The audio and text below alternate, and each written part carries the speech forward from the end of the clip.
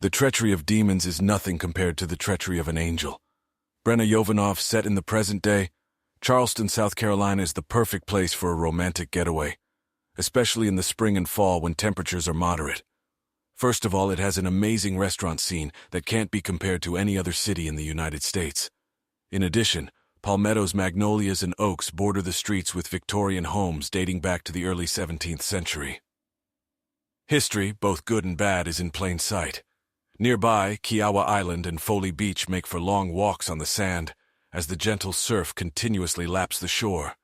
East Bay Street and Murray Boulevard offer great views of the bay. King Street shopping, the downtown market, and the courtyard of the College of Charleston beckon. It's a whole world where visitors get lost in southern charm. Recently, Ellie Benton immersed herself in Charleston's romantic atmosphere. She grilled a dinner of freshly caught ambergris with just picked radishes and basil, along with southern grits and homemade fresh cookies from a recipe her grandmother passed down to her. Her bacon-wrapped water chestnut appetizer was almost ready. To top it off, she served a wonderful bottle of 2010 Sauternes Sauvignon Blanc from Deschamps of Bordeaux, France, to accompany this dish. For dessert, she had fresh strawberries and cream, which she intended to enjoy in bed with her man after a romantic walk on the beach near the back door of the rented cottage. It was September, the Friday before her 10th wedding anniversary. She knew that her husband Will was organizing an amazing Caribbean cruise trip for them the following week. It was supposed to be a surprise, but she found out about it from his best friend and business partner, Corey Parker. The program included at least 2 evening horseback rides on the beach at ports of call, which she knew would lead to outings of a very different kind. The backstory. Will and Corey met in their sophomore year at Duke University, where they were both studying business. They became fast friends and fraternity brothers, joining Sigma Chi. After graduation, they decided to go into business together, a startup tech company that specialized in helping high school students find a college. On average, more than 2.9 million students enroll in colleges and universities across the United States each year.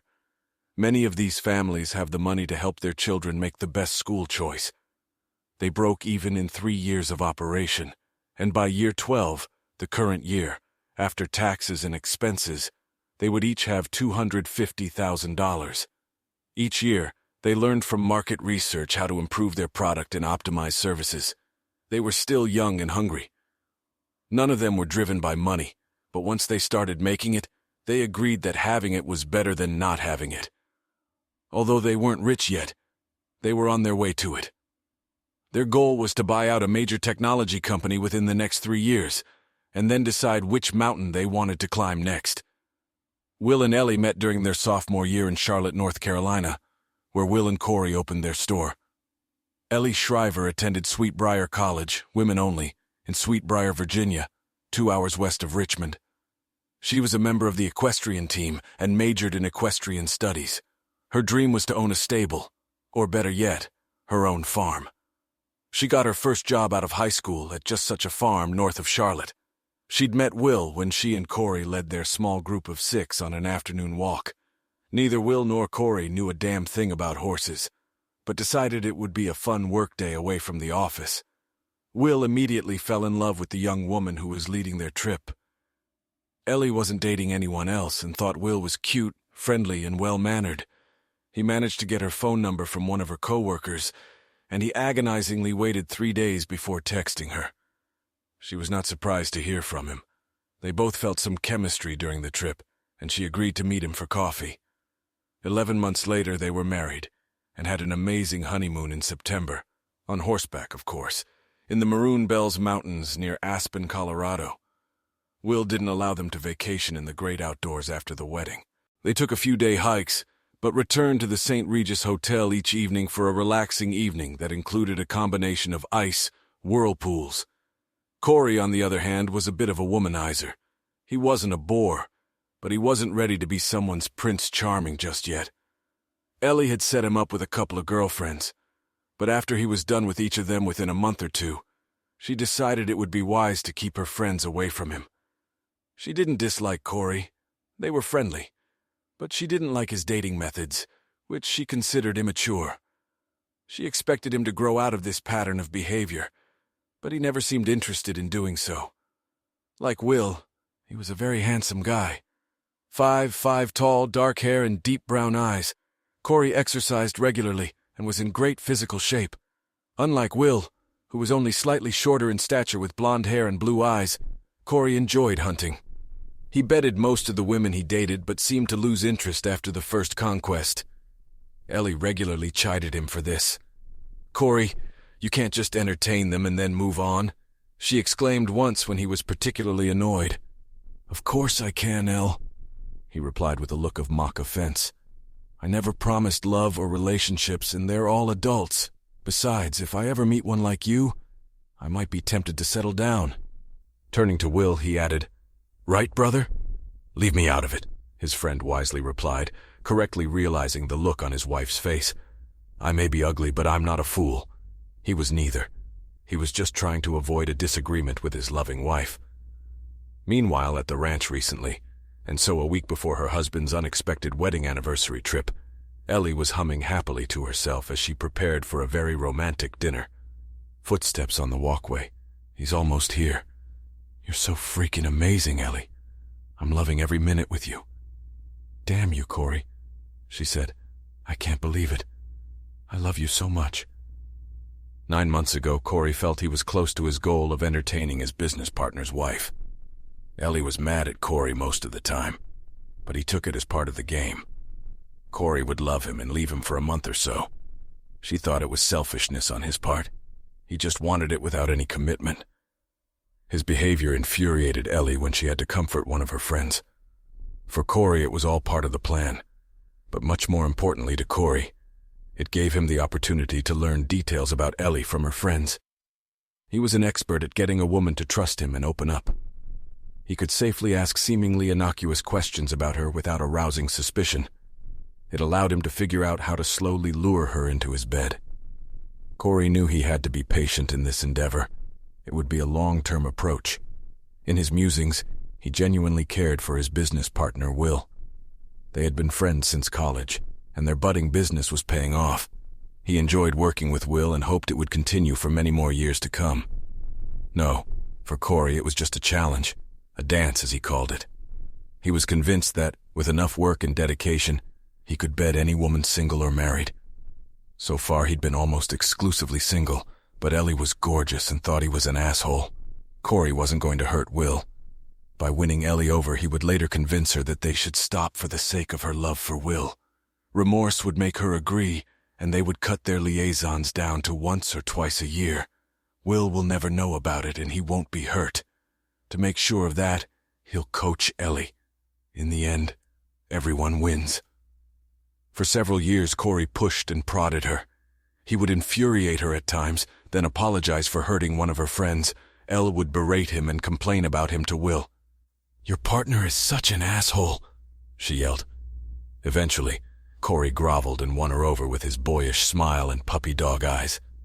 He gave her small gifts, nothing inappropriate, but things he found out she liked.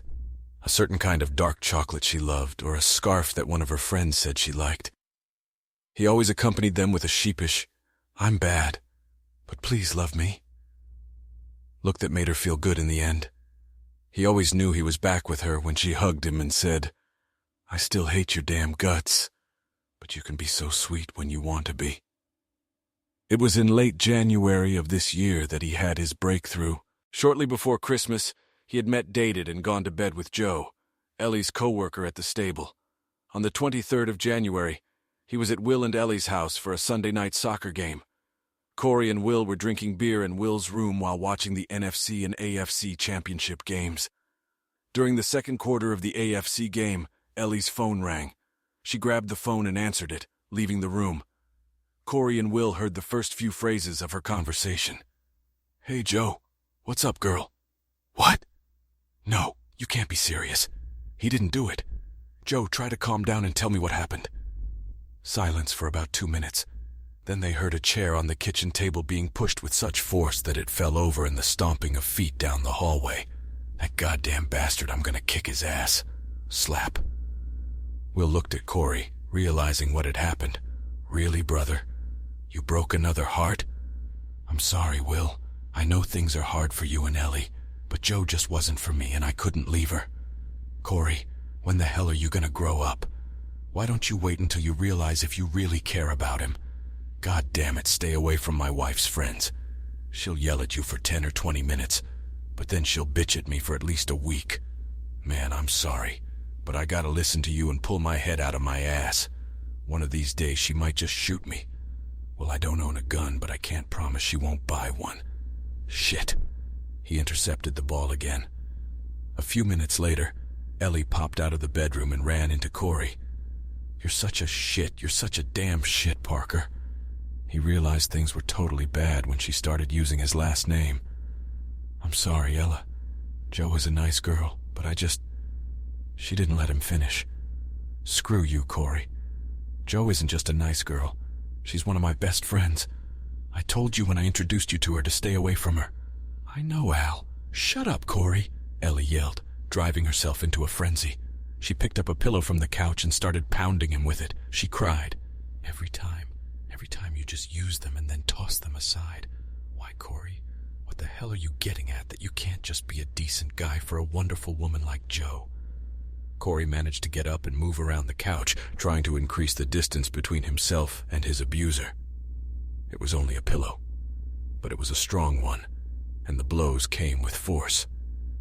She stopped for a moment to catch her breath, at which point Corey grabbed his jacket and hurriedly retreated to the front door. You're acting crazy, Ellie. I'm sorry I hurt Jo, but I think I'd better get out of here and let you cool off. Maybe we can talk when you've calmed down. With those words, he was almost out the door. Calm down. Calm down, she muttered, following close behind him. You have fun with my friends, you freak, and you tell me to calm down? She threw a pillow as he closed the door to dodge her final onslaught. But Ellie was so flustered that she opened the door and followed him down the sidewalk. Will sat on the couch, deciding that avoiding this battle was the better part of valor. I'm not done with you yet, Corey Parker. Get your sorry ass back here, Ellie yelled, following him to his car. Corey had parked in front of the house, not in the driveway, and the hedge blocked the view of anyone looking out of the house to the street. They were alone.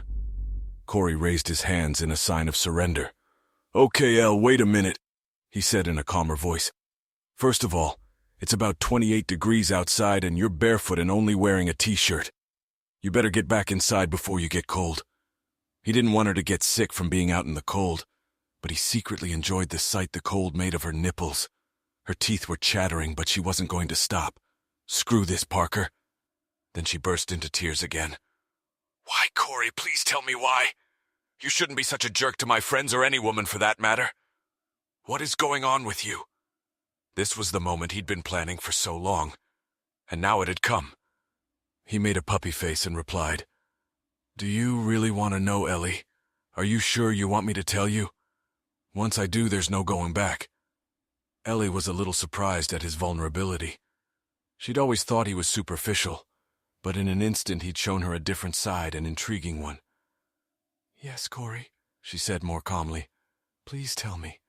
Because of you, Ellie, I can't stay with either of them. I know you're married, hell.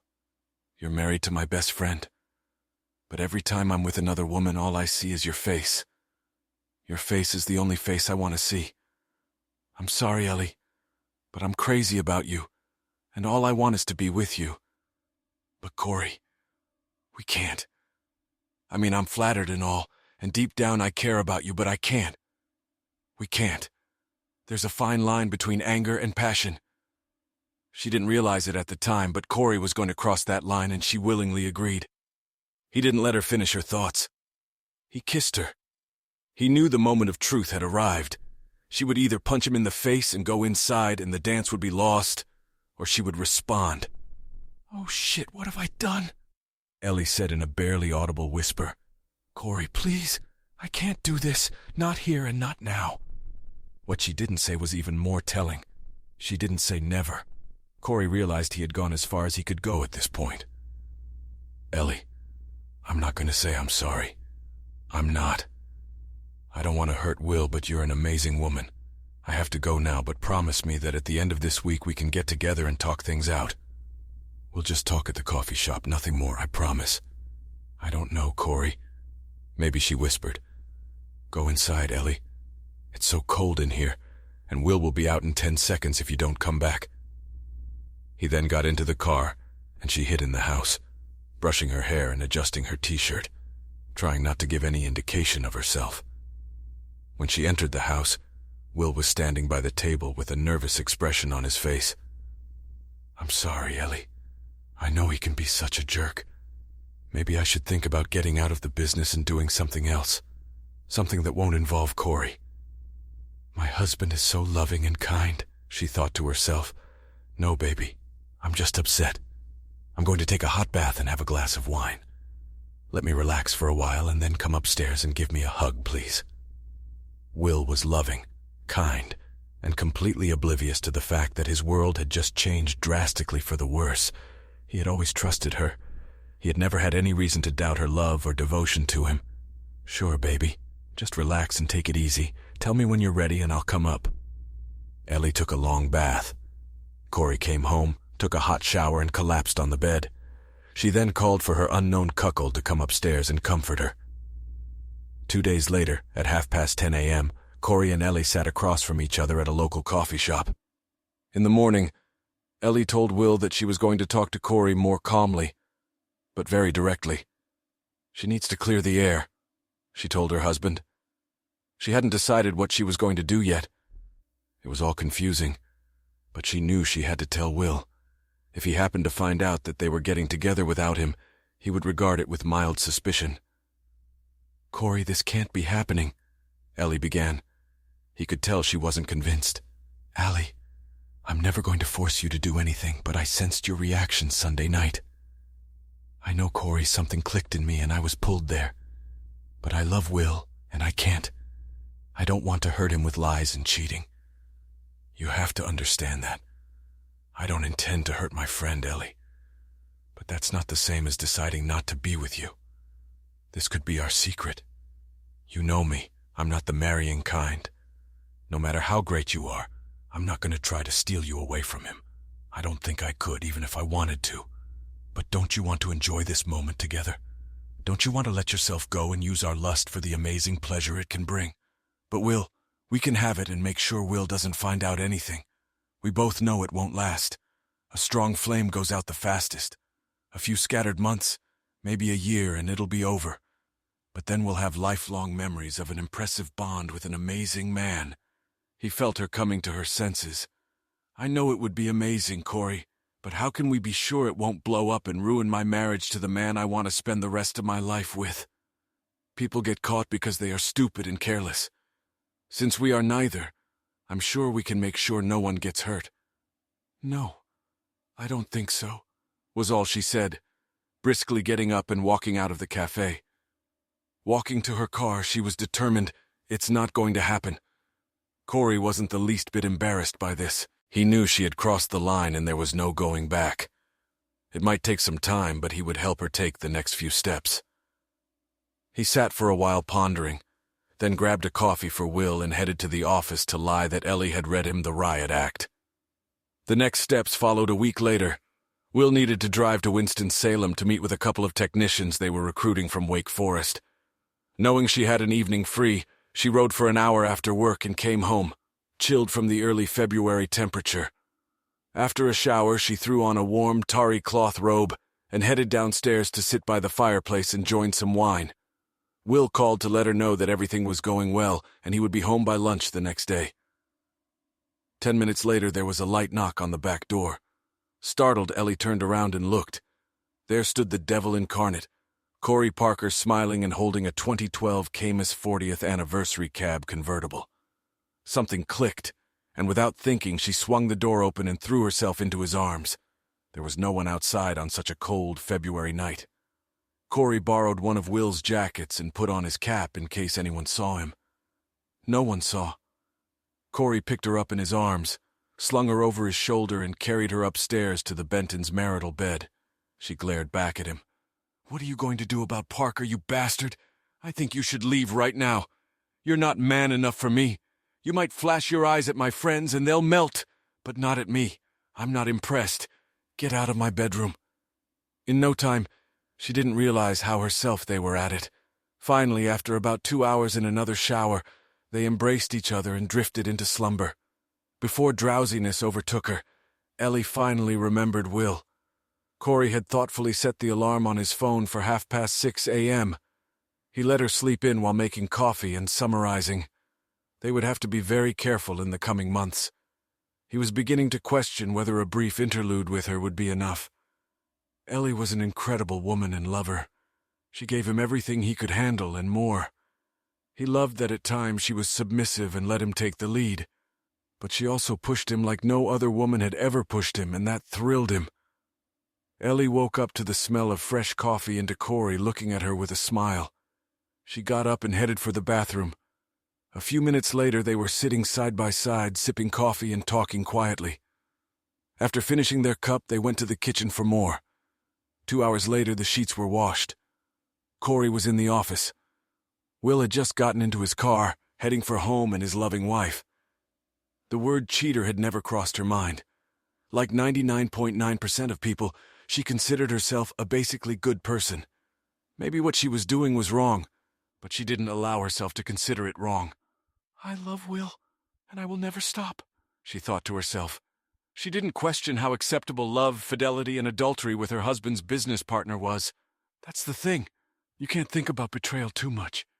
If you think about it, you'll see holes in your arguments and realize you've morally stumbled. So Ellie, like so many others, just decided that everything would be okay and moved on with her life. For the next 8 months, Corey and Ellie spent at least 1 day a week together. In bed, in the car, on the couch, moonlighting in the park, and even in a remote corner of the giant parking lot at Lowe's Motor Speedway.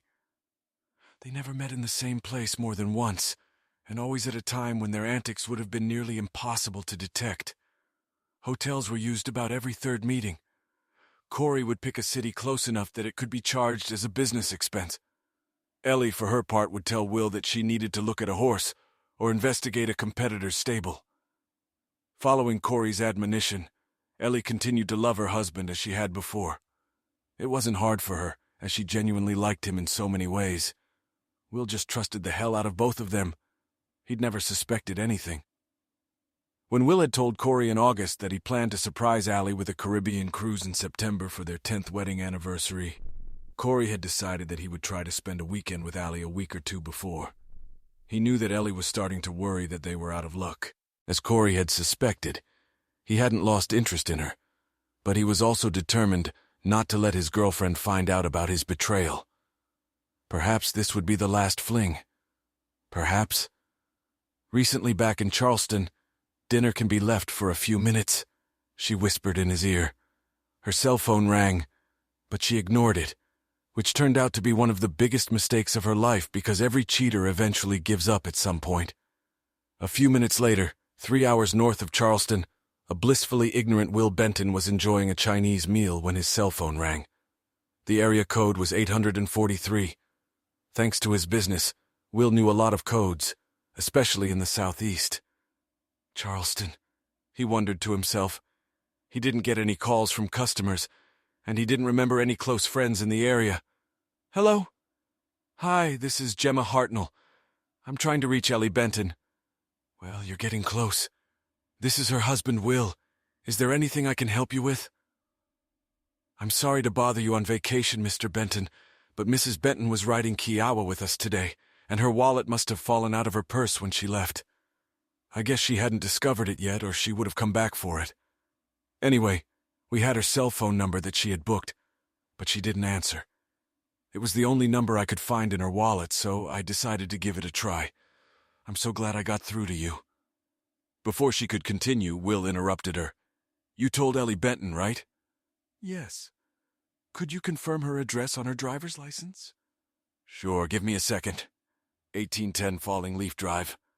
That's our address, but there must be some mistake here. Ellie is at a horse show this weekend in Lexington, Kentucky." Will felt his palms begin to sweat.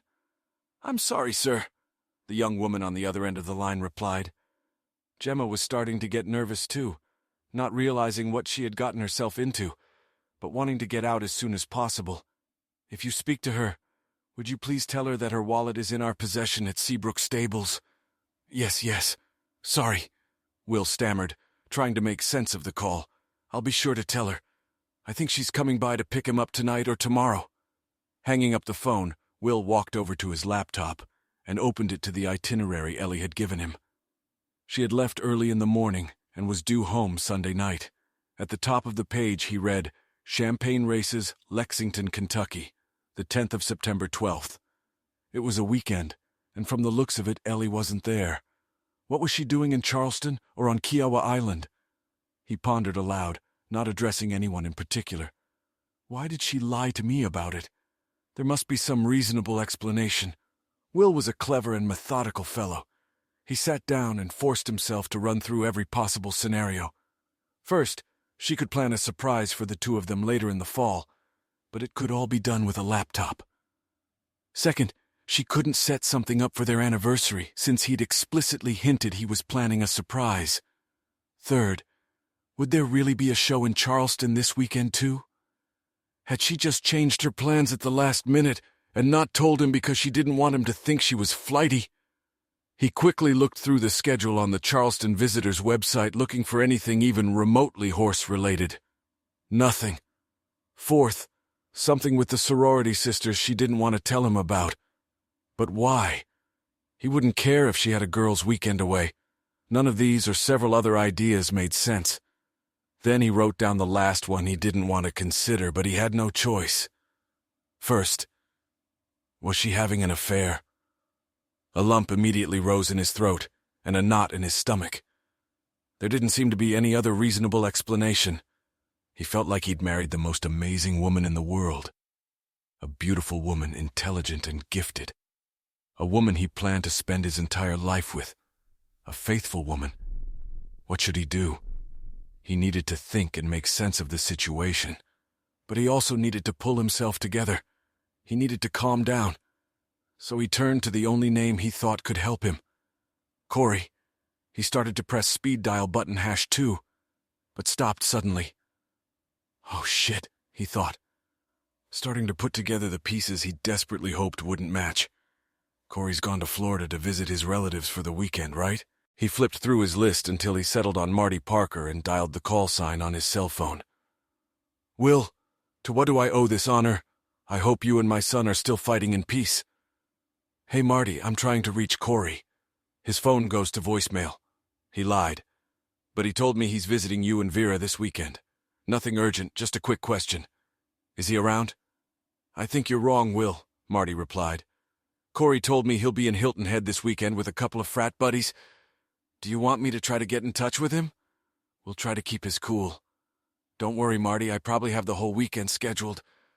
I left him a message. I'm sure he'll call me back. Love, Faith. He barely had time to say before he hung up. This can't be happening. We'll try desperately to reason, not his best friend and not his wife. Please let it not be true. He sat like that for about an hour, trying to breathe normally and think logically. What should he do? Jump on an airplane, try to find them, and face them? That was crazy. There was no way he could know where they were staying if they were together. Ignore it until Sunday night, and demand an explanation when Ellie got home. That wouldn't work, because if she was lying, she'd cover her tracks and keep lying. He was sure she'd probably have the bill from the hotel in Lexington to prove it. Ellie wasn't stupid. An hour later, he was no closer to figuring it out, so he typed North Carolina divorce laws into Google. North Carolina was a no-fault divorce state, and they had no children, so the alimony issue fell away. However, alimony is a different issue. Would she want half of his 50% stake in the company? If so, she and Corey would own the majority, and they could force him out. Was that really her plan?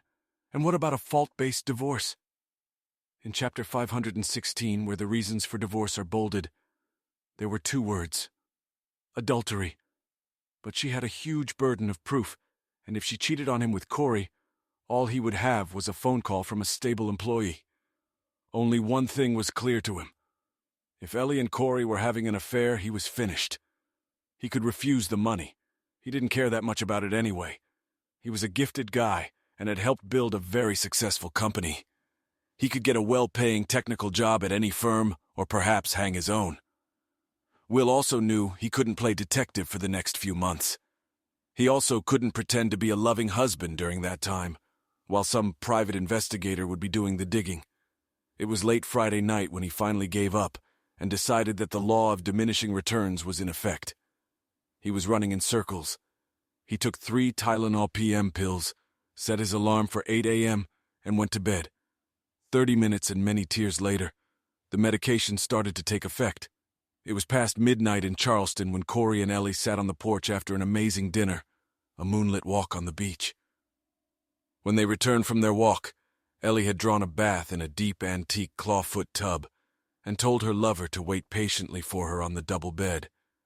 An hour later, they were sitting on the porch talking quietly. "What are we doing, Corey? What do you mean? It seems to me that you're well aware of what we've been up to." "You're not so smart," she replied, punching him on the shoulder. "Why are we doing this? We've been together for over 8 months.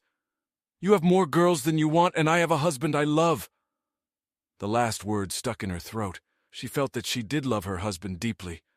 But how could she say it with an honest face, given where she was and what she was doing? Corey knew better than to tease her about her love for Will. Truth be told, he felt a twinge of guilt when she said his name. He'd known him almost 7 years longer than he'd known her.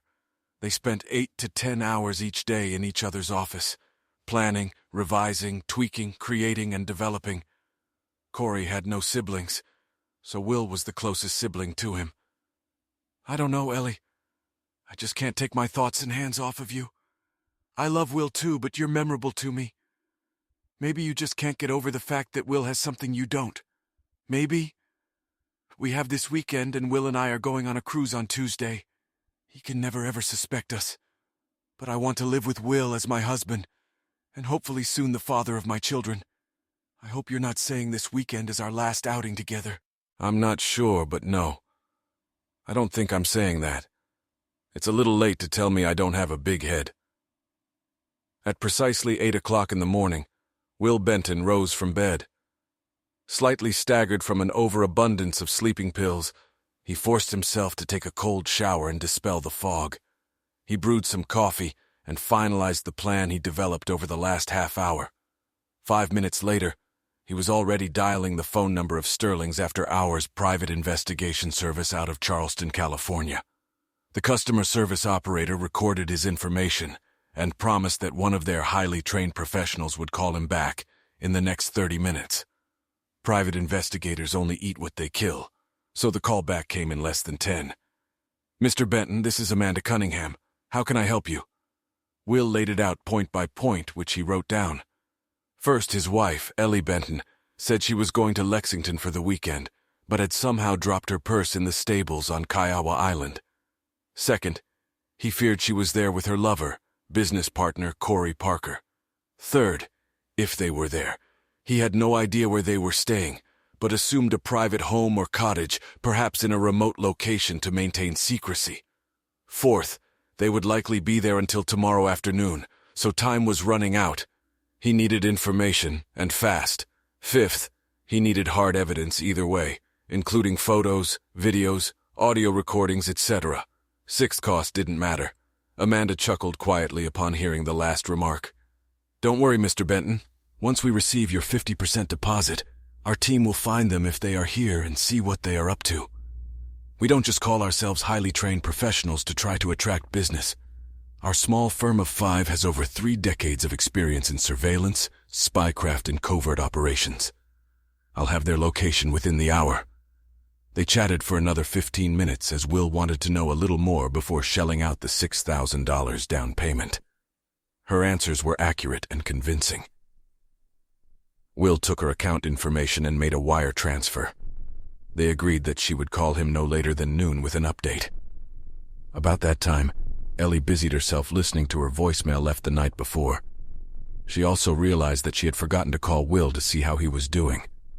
She did so from the Mustang while Corey was driving her back to Kiowa to get her wallet. Her call went to voicemail and she left Will a very loving and very dishonest message about horses and a miserable breakfast at the North Lexington Courtyard Marriott Hotel. She sincerely assured him that she would enjoy everything he had planned for the following week in honor of their 10th anniversary. When they arrived in Seabrook, she ran into the office and pulled out her wallet. Gemma wasn't working that morning and so didn't recognize Will's call. They decided to go shopping on King Street and have a lunch of shrimp and grits at slightly north of Broad, snobbed for locals. While Will gave Amanda and her team time to work, he contacted Ed Simmons, a longtime friend of his father's and a prominent attorney. Ed was getting ready to play at the Cedarwood Golf and Country Club when he got the call. He decided to answer it. After a 5-minute conversation, he apologized to his playing partners, gave his caddy the lightest tip of $100, and headed straight for the house at 1810 Falling Leaf Drive. Ed and Will spent 90 minutes reviewing the initial information to determine Will's best course of action once the information came back. Ed correctly surmised that Will's wife was cheating with someone, possibly Corey. At 11:57, Will's cell phone rang. On the other end was Amanda. She summarized what they had learned so far. First, Ellie was definitely in town and had ridden at Seabrook yesterday. She had been there earlier in the morning with a man in a red Mustang convertible who had reached for her wallet. The man fit the description of Mr. Corey Parker. Second, Mr. Parker rented the car from National Car Rental and listed as his local address a single cottage on the far north end of Folly Island, somewhat separated from the other houses and quite secluded. Third, the couple then spent 2 hours shopping downtown on King Street. 10 minutes ago, they had been sitting in the Snob restaurant ordering lunch. She was sure it was shrimp and grits, but she wasn't sure. Fourth, while they were gone, the cottage had surveillance equipment and recording devices set up. "How the hell did you find all this out so quickly?" exclaimed Will. Before Amanda could respond, Ed stepped into the conversation.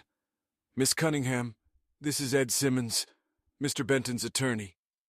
"Mrs. Cunningham, but call me Amanda, Mr. Simmons." "My apologies, Amanda. Call me Ed.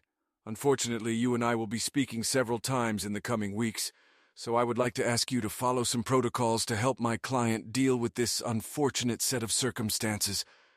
Do you mind if I record this conversation?" "Yes, of course. Before I do, would you mind transferring my client's down payment?" "I have the account information and I've already sent you the deposit. My firm is now officially taking over your services on behalf of my client. All invoices should be sent to me at the email address I will give you." "Yes, I understand. One of my assistants is reviewing that page now, and we will reimburse Mr. Benton immediately." "Great, thank you. Now here's what I need you and your team to do. For the next 30 minutes, we'll listen with rapt attention as these two highly trained professionals laid out the plan of attack." He was amazed at the way they interacted. Amanda listened attentively, and only entered the conversation when she thought she had an idea on how best to carry out what Ed had in mind. Ed, for his part, was willing to listen to other ideas and accepted several of her suggestions. "Thank you, Amanda," Ed said finally. "I'll let you get back to work, as you have a lot to do, and very little time to do it." "I understood," Amanda replied, disconnecting. "Will, I need to know your goal. Do you want to pursue reconciliation or divorce? I wouldn't want to put you on such a tight deadline. Normally, I always advise a client to take time and think things through, but I'm not sure you can afford that luxury right now. It's okay if the plan changes along the way, but I need to know what direction to take next." Will didn't like rash behavior, but that didn't seem to make sense. I loved her with all my heart and believed she would return that love to me. She betrayed me in our marriage. My partner did the same thing to me in our business. This is not a crazy, drunken moment at a company holiday party. This is willful infidelity, and I can't get over it. This may not be the first time they've been together, since she intentionally broke her vows and my partner is just as callously abusing our partnership. I want them both out of my life as soon as possible. Nothing I can or will come up with can encourage me to stay married to her or continue to do business with him. If it costs me every penny, so be it.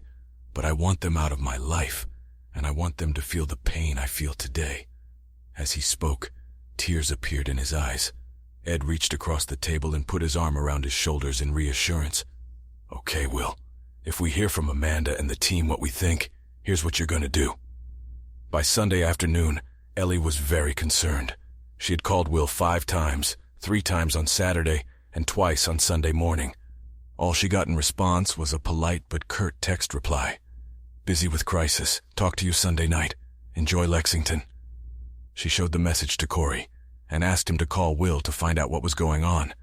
She assumed it was a business problem, but in the back of her mind she wondered, he can't know, can he? How can I call him Ellie? Asked Corey. He hasn't contacted me to let me know about any problems in the office. If I call, what do I say? Hi, Will. Ellie and I are in Charleston, but she thinks we're having problems at work, so she asked me to contact you. Damn, you're right. I'm not thinking straight, his lover replied. It must be work. There's no way he could have guessed that. You told him you're visiting your folks this weekend, so maybe he just doesn't want to interrupt that. Yeah, I guess he does. Corey replied, not really convinced. After showering before heading to the airport, they tried to make love. But Corey realized that Ellie's attention was focused on Charlotte and didn't push it. 3 minutes after they pulled away from the cottage, an AT&T van pulled up. 2 workers entered the house to disassemble and reassemble their equipment. 30 minutes later, Amanda and her 2 assistants were going through tapes and recordings. An hour later, one of the men remarked, "Damn, what stamina they have." Corey dropped Ellie off at the front desk and headed to return the rental car. At that moment, his cell phone rang. It was his father. "What's up, Dad?" "Hey, son. Just checking in to see how you're doing. Hope it's fun in Hilton Head." "Yep, really not hitting the ball very aptly, but we played some golf and had some great seafood. Are you and Mom okay?" "Sure. Listen, son, I won't keep you, but Friday night I got a call from Will looking for you. For some reason he thought you were coming to visit us for the weekend. I reminded him you were at age, but that surprised me because he doesn't make mistakes like that. Is he okay?" Corey felt his stomach roll up to his throat and tried desperately to speak normally. "He's had a lot on his mind lately, Dad. I think he and Ellie want to start a family, and he's a little worried about being a father. I'm sure he just got the dates mixed up. I'm still coming up in 3 weeks for the weekend." His answers seemed to convince his father. They chatted for a couple more minutes and then hung up. Corey decided not to tell Ellie. "It's probably nothing, and I don't want to upset her before the flight home." They flew separately to back up, and their flights were on time. Since Ellie only had carry-on luggage, she went straight to her car in the long-term parking lot and drove home. She was still worked up, but after calming down, she regained her composure as she drove 25 minutes from the airport. Traffic was heavy on Sunday night, so she made it on time. She couldn't wait to see Will and make sure her charade wasn't solved. She would be a tired wife from the long weekend, but so happy to see her husband. She would shower and jump on his bones. As it turned out, she didn't have to pretend, nor did she get a chance to jump on his bones. When she pulled into the driveway and pressed the button for the remote that opened the garage door, she got her first clue, though she didn't pay attention to it. The remote wasn't working. "Damn dead battery," she thought. Then she noticed that the house was dark. Only the porch light was on. She headed toward the front door with her roller bag. As she approached, she saw an envelope taped to the front door with her name printed on it. She slipped it under her arm and inserted the key into the lock. She tried several times to open the door, but the key wouldn't work. A shiver began to hit her. She let go of the bag and sat down in one of the Adirondack chairs on the front porch. She tore open the note and burst into tears a moment later.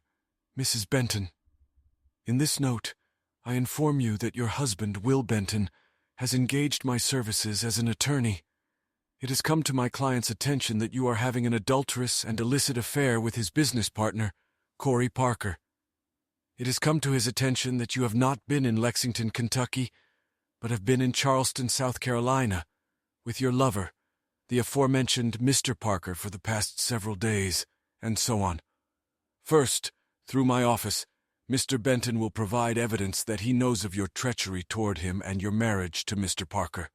Second, Mr. Benton has changed the locks on his residence and asks that you find another place to live as soon as possible.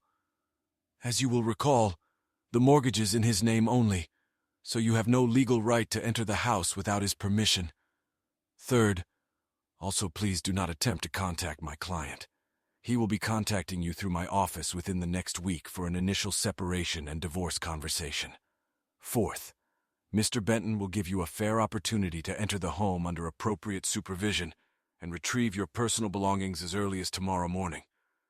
Again, I ask that you contact me, not Mr. Benton, to make these arrangements. Fifth, I recommend that you contact an attorney regarding this matter. When you do, please provide them with my name and contact information. Sixth, Mr. Benton has assured me that there are sufficient funds in your joint account to cover any immediate expenses, such as living expenses, should you need it. Please use your Bank of America debit card, as all joint credit cards have been paid off and canceled. He asked me to tell you that it may be in your best financial interest to ask Mr. Parker if you can stay with him.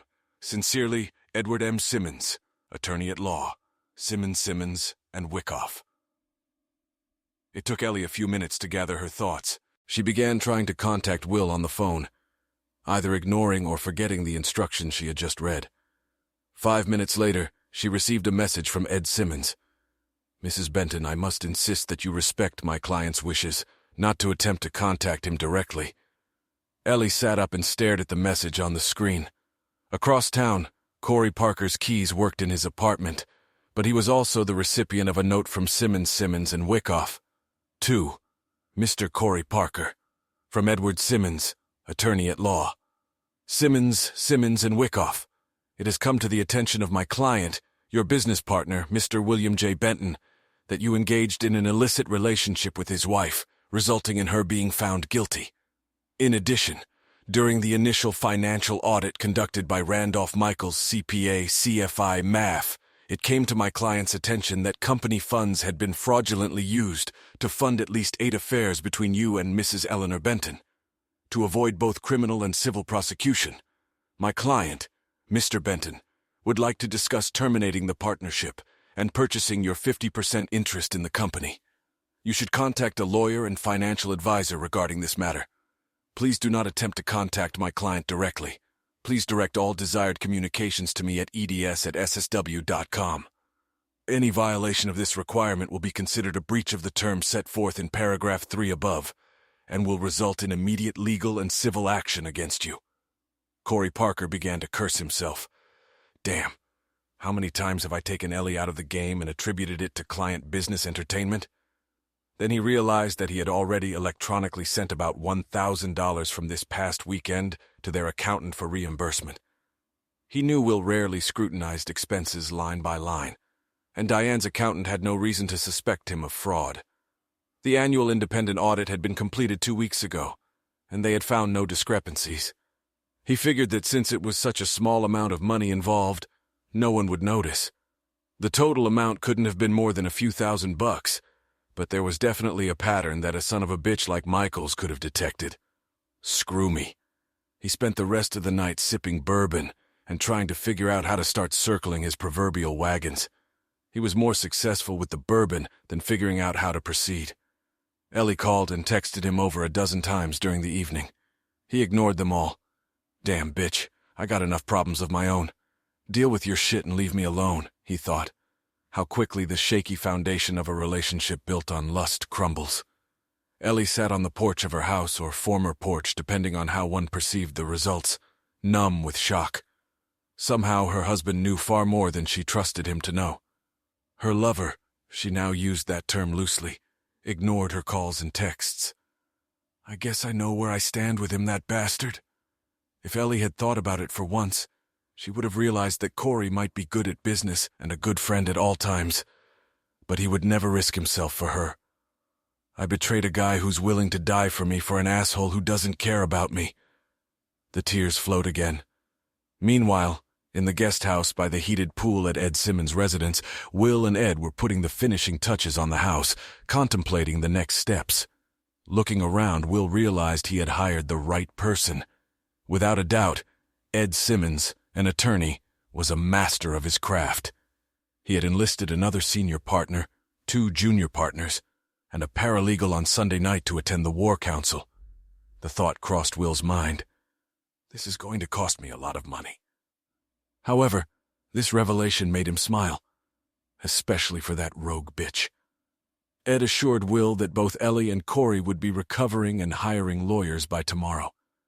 He knew that the first few salvos would be either denial, which would be easily handled by the small mountain of evidence they had already obtained, or attempts to lower the price to limit the damage and save their reputations.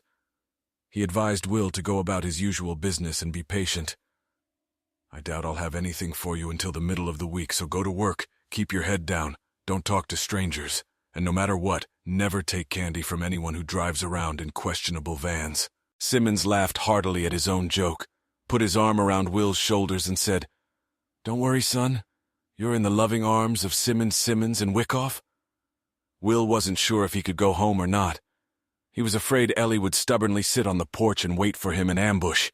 Things aren't what they seem. It didn't mean anything, just sex. Please, baby, I'm sure we can work this out.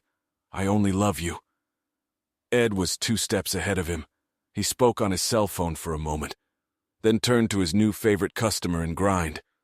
"One of my guys just walked by and suggested she leave the premises as she was trespassing. She tried to be indignant. I'm waiting for my husband at my house." Then he started laughing. "My boyfriend suggested that if it was her house, she should enter it with her key, at which point she became enraged.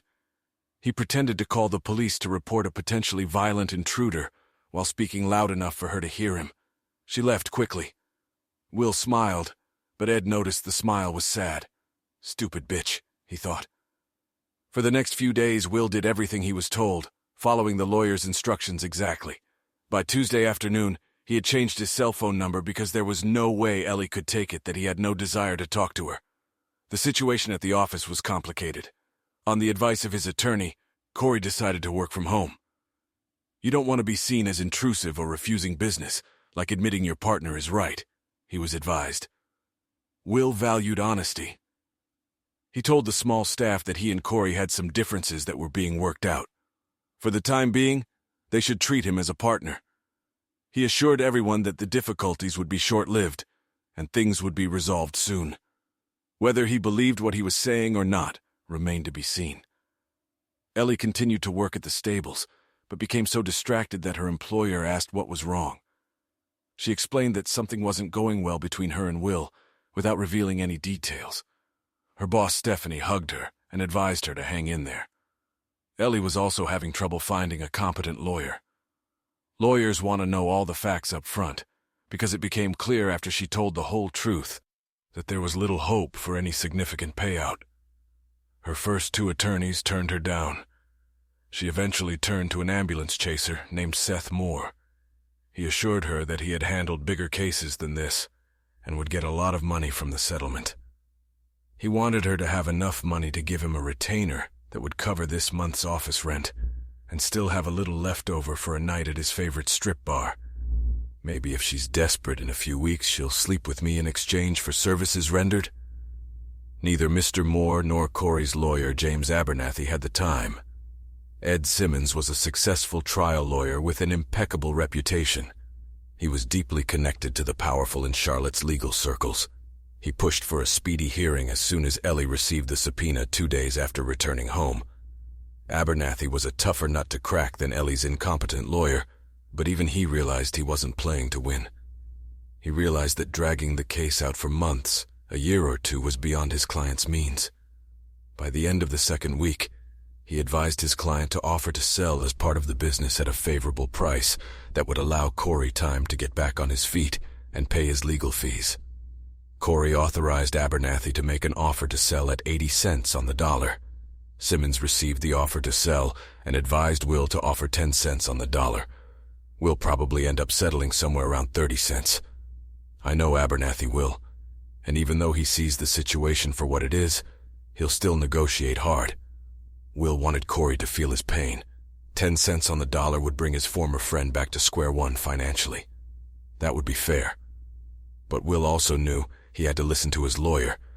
If they got 30 cents on the dollar, it would certainly hit Corey hard. He would leave the rest of fate or to a later date, whichever came first. 3 days later, Ed, true to his word, made a deal on Will's behalf, 28 cents on the dollar. He relayed to Will over the phone. Not as much as you'd hoped, but still, that's a pretty big win for you. Will thanked him. Now Ed spoke of real pain. "Will, you're going to have to sit down with Ellie and talk. The judge will want to know what you've done to reach out and talk to her, even if you intend to divorce. It's always better to have answers before the judge asks you questions. We drew the Honorable Kim Landis in our divorce petition. It could have been better. It could have been much worse, so overall it's fine. However, she is committed to trying to mend relationships, so she will have questions about counseling. Perhaps she will even demand it. I won't bore you with the details right now, but I will say that it's time to talk. I'll make the arrangements. We'll start by having the attorney in the room. But then I think it would be wise for you to just sit and talk to her alone. Prove that you can have a calm and cordial conversation despite being deeply hurt. It will help us prove to you that you are a reasonable person." Will hung his head, realizing that Ed was right, but dreading this moment. "All right, Ed. You're right. Let's set it up." Ed looked at his young client and felt sad. Ed Simmons was once young and had his heart broken by his first sweetheart. Ed had paid his way through college with an ROTC scholarship and was serving at the rank of first lieutenant when the First Gulf War broke out. He was attached to the 1st Infantry Division, mechanized, better known as the Big Red One. He served under Brigadier General Andrew C. Gainey, and they kicked each other's asses. At home, however, his love Becky decided not to wait for her man. Ed was devastated, but with the help of friends and family, he coped. He knew that Will would be okay in the long run. In truth, he knew he would be better off without his cheating wife, but now was not the time for that. Will would realize that in time. Now was the time to talk to him and let him know he wasn't alone. Ed might have been a harsh son of a bitch, but he had a big heart, and it ached for his client. The meeting was set for mid-afternoon the following Friday. Ed wanted Will to have the weekend off so he could recover after a couple hours of hard work. Both parties agreed that they would spend the first 30 minutes or so with the attorney, and then Will and Ellie would be alone. Ellie and Seth Moore arrived on time. Seth was dressed in a surtuit off the rack, probably from J.C. Penney. Ellie was dressed in a modest light blue sundress that came down below her knees and a maroon sweater. Her hair was gathered into a ponytail, and she wore Michael Kors sunglasses. Ed and Will stood as they entered the most private conference room at Simmons, and Wyckoff, which meant the other party would have to traverse several hallways and corridors. Ed wanted to make sure Moore understood what he was facing. He knew that Seth's office was 15 feet from his 3-seater behind the desk from IKEA, where his assistant stripper Molly worked when he could afford to pay her. Will had always been in love with Ellie, and a lump rose in his throat at the sight of her now. Even after her betrayal, she was still beautiful in his eyes. He managed a polite smile, but he avoided looking at her in a way that could be perceived as love. "It's good to see you, Will," she said, looking at him intently, perhaps trying to see if there was any affection in his heart for her. Will nodded. "Ellie, thanks for coming." Ed mimed a poker face, but inwardly thought to himself, "Young man, don't let her see shit. Shall we begin?" he said loudly, inviting everyone to sit down. "Yes, thank you," Seth cut in, perhaps deciding he wanted to build momentum in his direction. "My client has agreed to this meeting to find out what her husband is proposing as an attempt to save their marriage." Ed interrupted him by picking up a 6-inch thick folder from the end of his desk and held it out to opposing counsel. "What's this?" his colleague inquired. "I'm not sure we're ready to accept any documents today." "Counselor," Ed began wanting to get rid of this prick as soon as possible. "This is approximately 50% of our file indicating adultery and betrayal of marriage vows on the part of your client. To avoid redundancy, we haven't included anything repetitive. You will find notes and photographs of her activity in Charleston, South Carolina 3 weeks ago. In addition, we have witnesses from the hotel staff who will confirm that they saw your client with her lover, Mr. Corey Parker, who registered under false names as husband and wife. These liaisons took place over a period of 6 months. Our team of investigators have conducted a thorough background check to clearly articulate our claims. There is no ambiguity or heresy here, just cold, hard, verifiable data." Ellie shuddered as Ed explained the contents of the folder. The realization that this man had seen the photos made her clam up. He smiled politely. Together under a moonlit sky or lying side by side in the candlelight and champagne, it was all so exotic and exciting.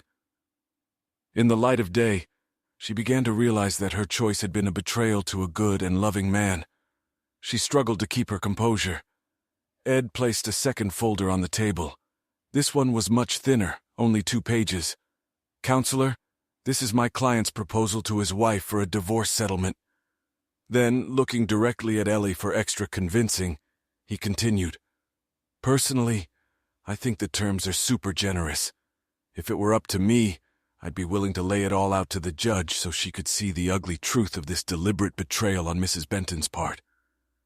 Mr. Benton, however, being a man of character, persuaded me to make the offer. His experience and knowledge of legal litigation was paying off.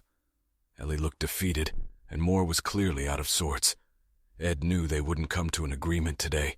The first hearing was still 2 weeks away, and there was always correspondence before appearing before the judge. Will's offer was harsh, given the circumstances, but more than fair, given that his wife had betrayed his love and trust. First, Will offered a lump sum of $75,000 in exchange for Ellie, agreeing to become sole owner of the company from now and forever. She must agree to give up any futures claims. Second, she and Will split the proceeds from the sale of the house between them. It won't be too much since they've only lived in it for 5 years.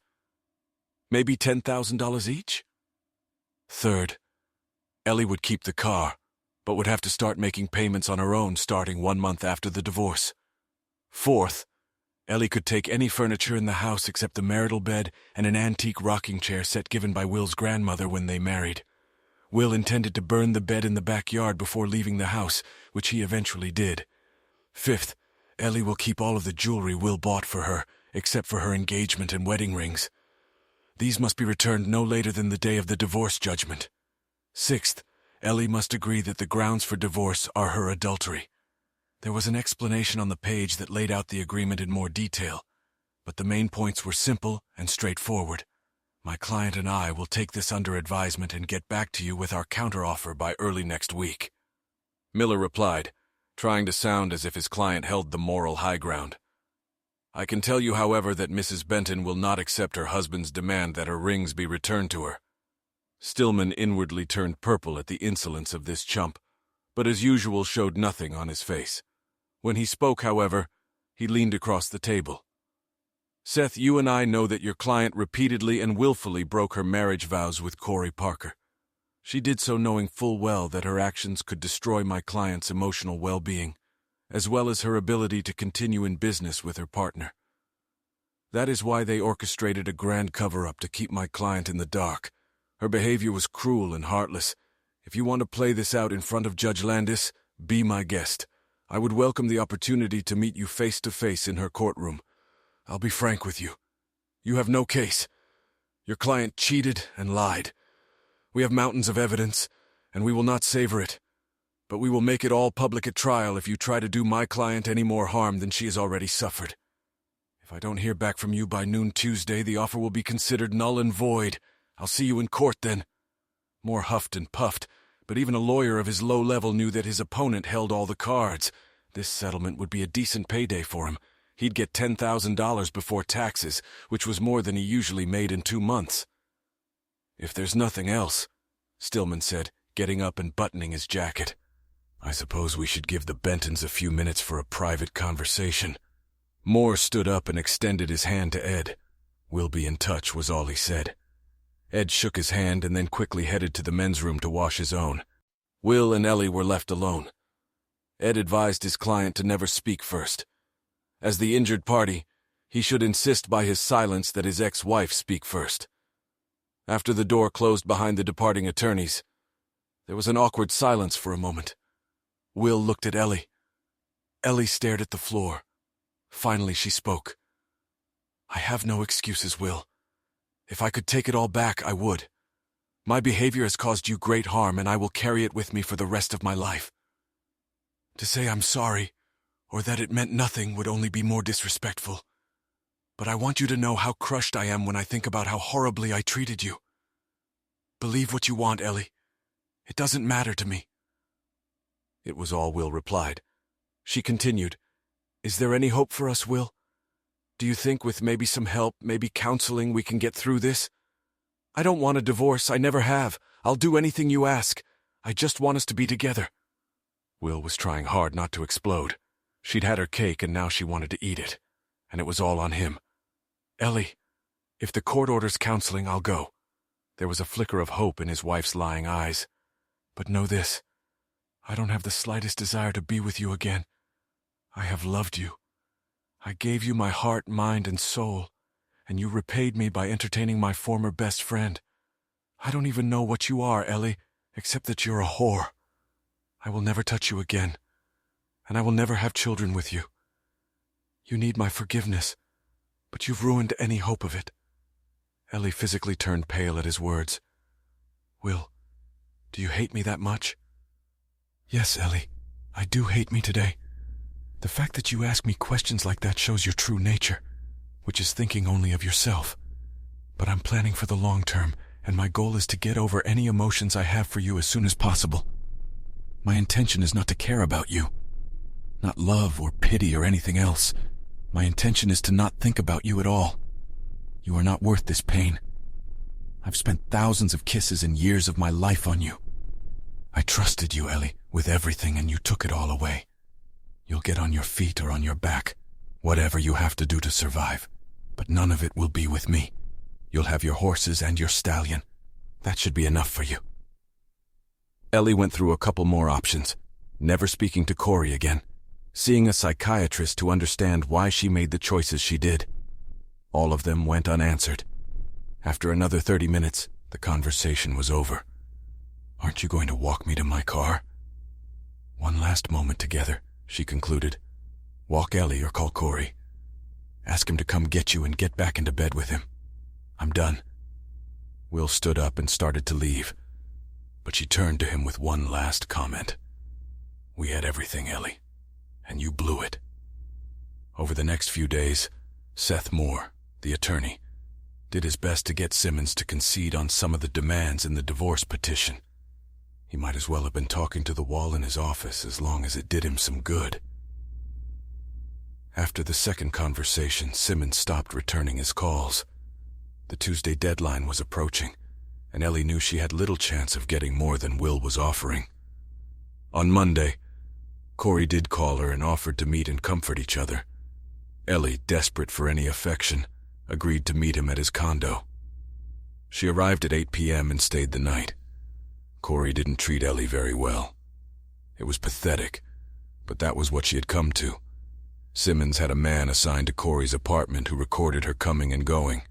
When she left in the morning, it was obvious she had been badly mucked up. Her mascara and lipstick were smeared, and she looked like a whore leaving her house. The investigator smirked and returned the evidence to Simmons, and Wyckoff.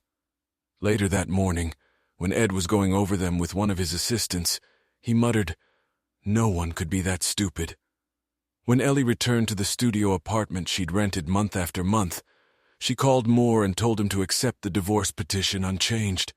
He tried to argue with him. She hung up on him. The date for the first hearing came up. Judge Landis proved to be as tough as her reputation. She examined both sides of the case, asking pointed questions. Moore was like a man on a sinking life raft with sharks circling over him. Desperate is the only appropriate word to describe his case. Simmons was also questioned, but he was impeccably prepared. He gave plenty of answers before he was asked, and when he was asked, he had more than enough ammunition in his legal pistol. Landis also peppered both spouses with questions. Will was prepared masterfully. Ellie, not so much. At the end of the hearing, Judge Landis said, "Well, the evidence in this case seems overwhelming. I'll take a couple months to review them, and perhaps get back to both attorneys with additional questions. If and when I call, I expect immediate answers. Is that clear to you?" Both attorneys answered in the affirmative. Landis always had a lot on her plate, so it was 3 months before she brought the parties back together. "It is clear from the evidence that this is an egregious case of adultery. There are almost always two sides to every crumbling marriage. But damn it, Mrs. Benton, I can't see any plausible reason why you would leave your husband for Mr. Parker. As I understand it, The aforementioned sold his part of the business for pennies, thus confirming my opinion. Ordinarily, I would have scheduled a consultation, but I believe Mrs. Benton's cruel betrayal makes any reconciliation unattainable. Mrs. Benton, I can only most strongly urge you to think hard about your life choices and try to live a better life on your own in the future. Mr. Benton's petition for divorce and its terms are granted. The marriage is dissolved and the proceedings are adjourned. No slaps or cheers erupted from Will's side of the courtroom. Will and Ed shook hands grimly. Seth Moore hurriedly withdrew, leaving his client sitting at the table. Ellie rose and left the courtroom all alone. Will began a new life alone, suffering, but knowing he was not alone. 5 months after the divorce agreement was finalized, Corey was leaving his apartment when he slipped and fell down 3 flights of stairs. He spent 3 weeks in the hospital. At the time of the accident, his blood alcohol level was 0.15, almost twice the legal limit. He did not remember anything about the accident.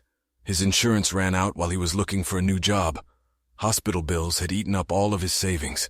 Will learned of the fall while driving through Smoky Mountain National Park. He smiled, thinking, nothing could have happened to a nicer guy. Police investigated and discovered that earlier that evening he had been entertaining his girlfriend, Miss Ellie Shriver. From the obvious traces, detectives discovered that they were lovers, and Corey was getting a little something on the side. Ellie was found guilty of aggravated assault and sentenced to 3 years in prison. It was not a pleasant experience. To this day, Corey walks with a severe limp. He works at a local junior college as a tech support worker. Thanks for watching. I hope you enjoyed it. So subscribe to my channel and watch the next video.